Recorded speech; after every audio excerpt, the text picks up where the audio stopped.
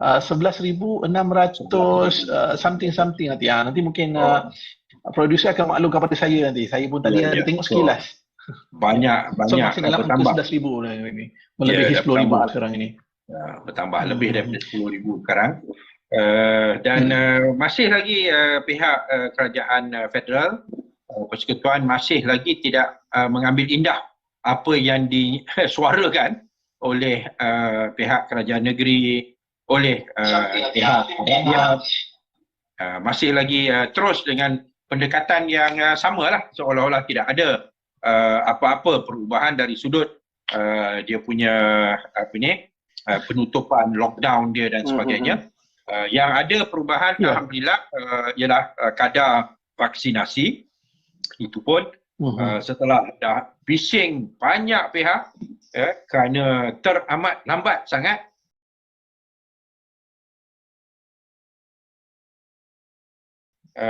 Tapi akhirnya saya difahamkan bahawa kadar vaksinasi sudah seperti mana yang disasarkan dalam 140,000 sehari di negeri Selangor sajalah, di negeri Selangor.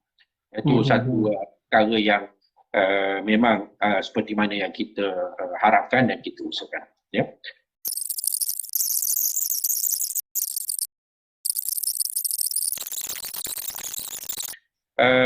Malangnya kerajaan ini, kerajaan federal macam tidak mahu mengakui bahawa mereka telah gagal dalam soal menangani dan mengurus cabaran pandemik yang dihadapi oleh rakyat dan negara keseluruhannya.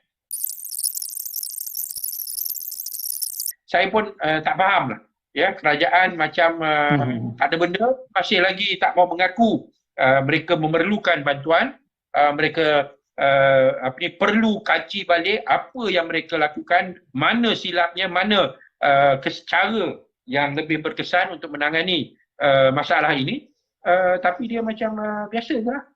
Bagi perolehan 2,500,000 dos vaksin COVID-19 Sinovac. Sinovac industri mensasarkan untuk memvaksinasi 1 juta pekerja atau 2 juta dos vaksin serta terbuka kepada syarikat atau industri untuk menyertai secara sukarela. Walau bagaimanapun, syarikat atau industri harus membiayai kos bagi menyertai program Selvax industri ini untuk vaksinasi para pekerja mereka.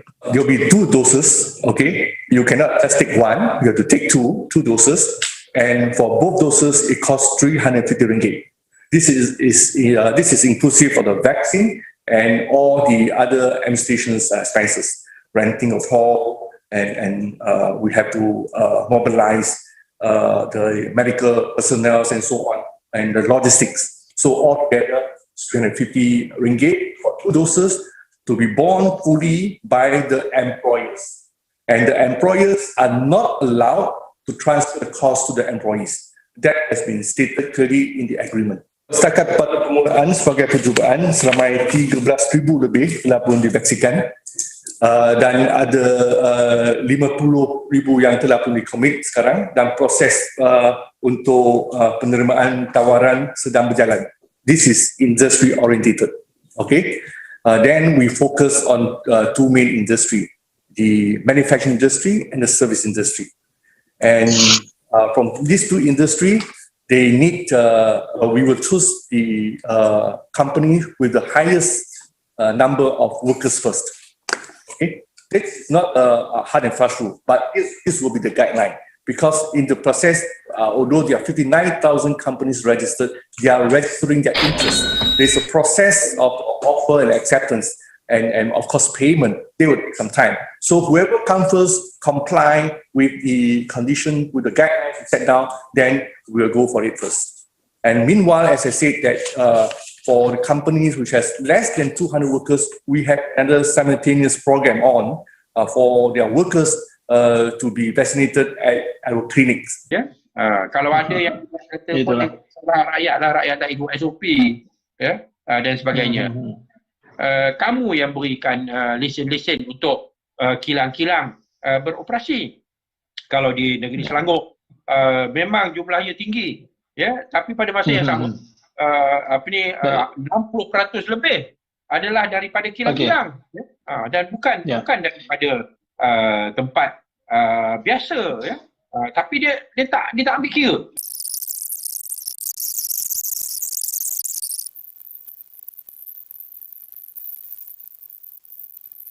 Oh, itulah sebabnya kita kata dia kena tamatkan darurat. Kalau dia tamatkan darurat, maka kerajaan negeri boleh berfungsi. PBT boleh berfungsi, ya, dengan lebih berkesan lagi, ya. Walaupun dalam kes ini tanpa darurat pun kuasa yang utama adalah dalam soal penyakit menjangkit ini adalah masih dengan kerajaan persekutuan.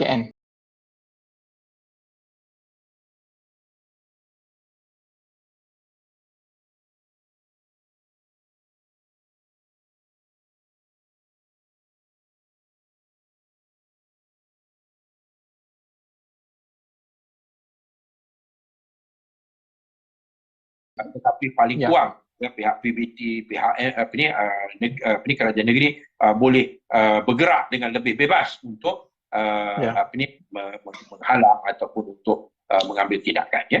Ini semua daripada meeting, semua daripada persekutuan. Kita nak bincang option yang ada pun tak boleh bawa pergi ke Dewan, ya. Ini jangan main politik lah. Ya, kamu ada agenda politik kamu sendiri, kamu nak kononnya nak tunjuk awak kamu ni lebih pandai dan sebagainya, ya, atas sebab agenda kamu tu, ya. Ni bukan masanya lah, ya. Orang tengah mati ni, ya. Orang yang mati yang begitu ramai, ya, dah 100 lebih sehari, ya. Semalam saya ingat 123 ke apa, ya. Hari ini pun kalau dengan jumlah yang 11,000 lebih yang menjangkit, yang jangkitan yang baru, tak heran kalau ada yang 100 lebih juga yang telah meninggal pada hari ini, ya. Ni bukan masa nak main politik, ya. Ni bukan masa nak main politik, ni masa kita nak cari penyelesaian, ya.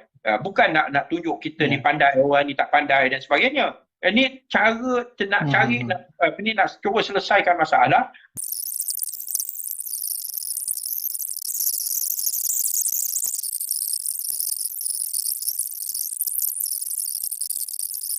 Dah ada 11,000 kes sehari, ada 100 lebih orang mati, masih tak gagal lagi. Ekonomi merudum, ya. Masalah pandemik kamu tak dapat, kamu gagal tangani. Masalah ekonomi kamu gagal tangani. Masalah pendidikan kamu gagal tangani. Ya, orang bunuh diri paling tinggi, ya, dalam sejarah, ya. Sampai beratus, ya, setahun, ya. Inilah yang kita nak kita katakan bahawa masalah yang kita hadapi terlalu banyak berpolitik dan tidak mahu memenuhi tanggungjawab sebagai kerajaan. Semua menteri-menteri yang utama yang seperti mana yang disebutkan oleh Saiful tadi, semua daripada UMNO. Ya. Timbalan Perdana Menteri sekarang ni pun daripada UMNO. Kamu nak cuci tangan macam mana? Ya. Orang pun, netizen pun buat lawak. Sepatutnya bila nak naik pangkat, prestasi yang membanggakan. Ini bila dah naik sampai 11,000, naik pangkat, ya? Naik pangkat. Ya? Awak sebagai polisi MPN, ya? Dah gagal segagal-gagalnya, ya? Tapi diberikan kenaikan pangkat. Macam mana tu? Ya. Ni semua nampak mainan politik. Kalau nampak UMNO nak tarik sokongan, maka ditawarkan jawatan Timbalan Perdana Menteri kepada Menteri UMNO. Ya? Sedangkan prestasinya down. Prestasinya teruk. Ya? Tapi dinaikkan pangkat. UMNO lebih bertanggungjawab, kalau tak silap saya lah. Ya? Boleh saya katakan UMNO yang lebih bertanggungjawab kepada kegagalan kerajaan yang ada sekarang ini. Ya?